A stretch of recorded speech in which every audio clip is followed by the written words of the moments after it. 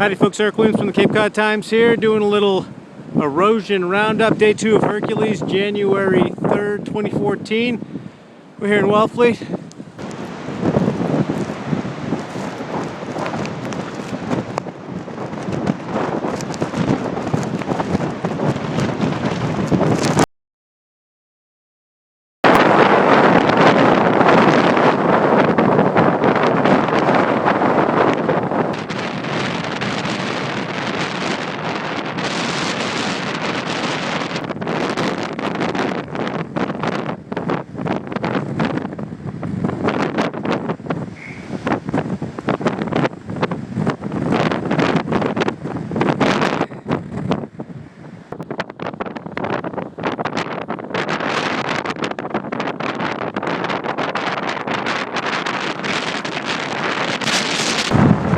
Almost high tide at the Hammond Beach area of Truro.